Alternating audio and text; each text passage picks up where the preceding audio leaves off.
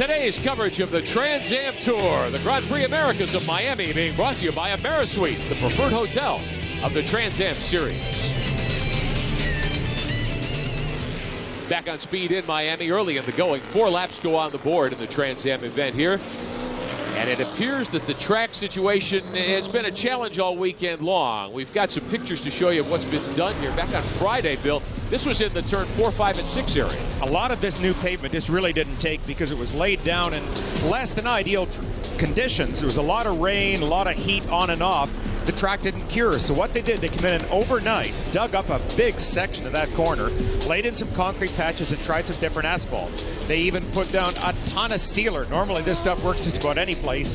Didn't work that well. Now today the kart champ cars have run their event. More holes developed at certain places in the surface, including at turn 16. So some quickcrete, some quick patch was put down just before the start of the Trans Am race. There's no way that cement would cure. If you have to run over it, it could be very slick. Yeah, it could indeed. And plus, if it breaks up, then you're leaving pebbles all over the track. And that's just one more thing. Then you could suffer a puncture as well. So the field in single file ready for a restart. This will be lap number 5 of 73 when they come by to take the green. Boris said has led all the way so far. The field lining up according to points as per Trans Am rules because qualifying was rained out yesterday. And look how close Gentilozzi is on his tail. He wants to try and take a shot at Boris every chance he can. Always on restarts, but Boris really got a strong start on that. Look at the lead he's got coming down here to turn 1. 8 car lengths the lead for Boris said as we take a look out the back end of the ACS Panos. You see the Jaguar closing up really closely, under braking, but again, Boris is able to get this Panos off the corner so well all year. I noticed that up at Three Rivers, Quebec. Yeah. The car was particularly good putting the power down. Gentilozzi in the blue Jaguar. 3-car second. Bush Leitzinger moving to third around Johnny Miller with a good pass. Yeah, that was a bit of a surprise. I haven't seen anybody pass in that area before. Now, Butch is so smooth and such a technician behind the wheel of the race. We've watched him for years.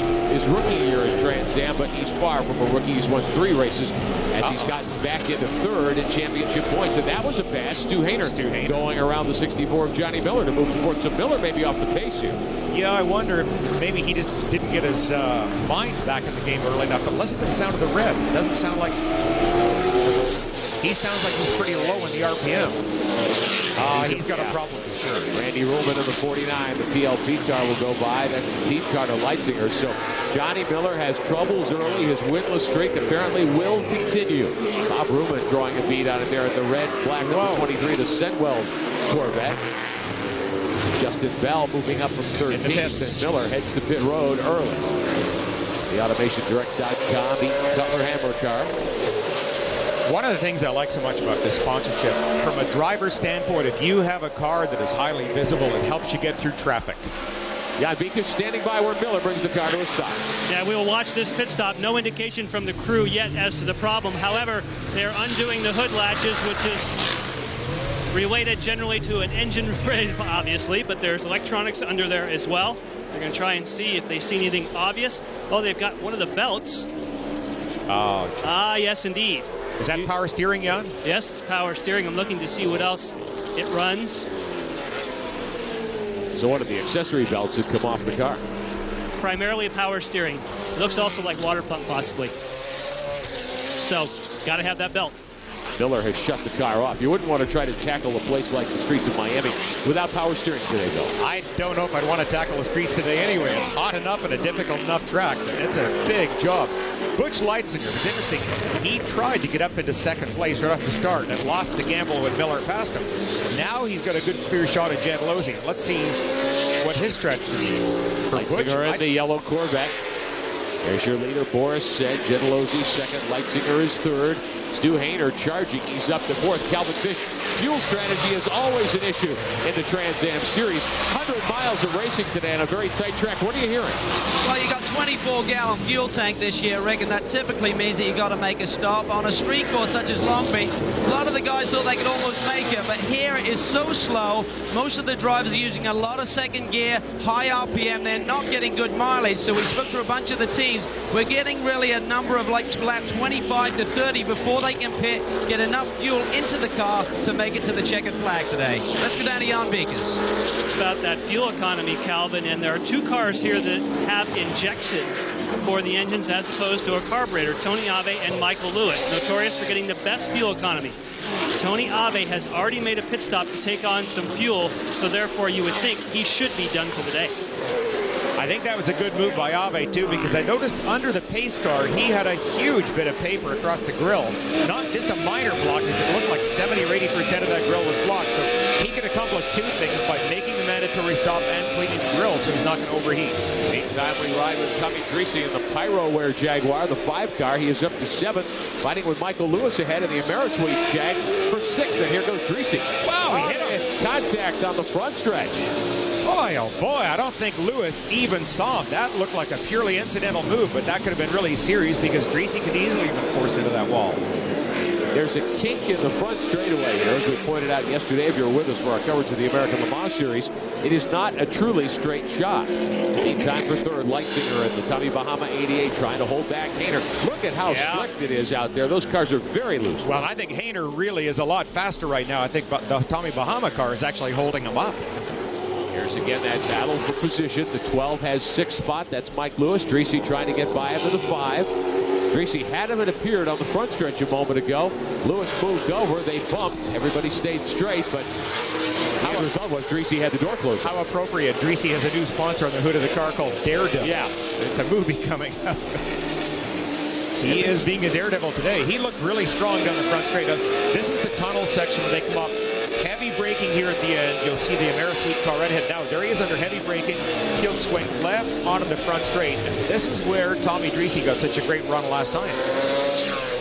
Not this time, I'm afraid. He is too far back to get a run at him under braking. You see a huge crowd off to the side as they come down the straight. All the streets of Miami, one of the traditional Trans Am Tour venues. The series extremely popular here in South Florida. Several local drivers have joined the fun this weekend. Boris said leads in Miami. We'll be back. 13 laps complete, the Trans Am Tour on the streets of Miami. A reminder tonight at 7, the NASCAR edition of Speed News from our Charlotte studios. And then Speed News Sunday at 7:30 Eastern. Dave Despain anchoring tonight. Full coverage, of course, of the Kart FedEx Champ Cars, NASCAR at Talladega, the Trans Am Tour at American Le Mans here in Miami, and a whole lot more. NASCAR edition of Speed News at 7 Eastern tonight. Speed News Sunday at 7:30, only here on Speed. Boris said only here on Speed, and he's speeding away from the rest of the field. In that Paynos, the Applied Computer Solutions 33. Boris, the points leader, going for his 6th win in 10 starts this year. It's been by far Boris's best season at Trans Am. It has been a very dominant performance all year long, and he's done on a variety of tracks. The high-speed sweepers at Mosport, now to the slow-speed point and squirt track at Miami. He really has driven this car very well, and credit to his crew. They've been able to set that car up so it's been competitive every place.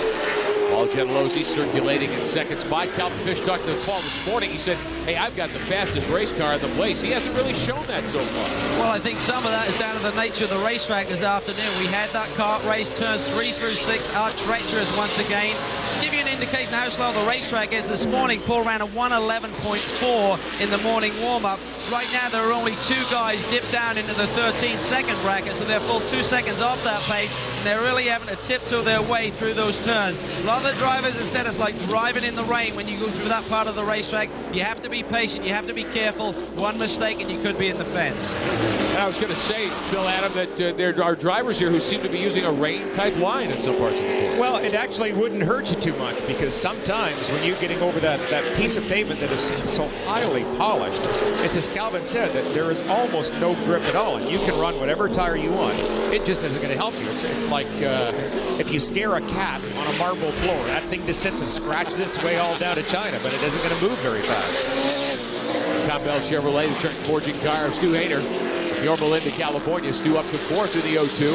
He has put together a very fine year. They're trying to close in on Butch Leitzinger for 3rd spot in Tom Gloy's Tommy Bahama car. This is going to be difficult for Stu as well, also, because one of the difficulties in following a car that closely is he is going to overheat his own motor and his own brakes. He's not getting the same airflow in there that Butch Leitzinger would. Watching Randy Ruhlman, the Freeform Line Products 49. That is a Chevrolet Corvette, also from the Tom Gloy stables, Butch Leitzinger's teammate.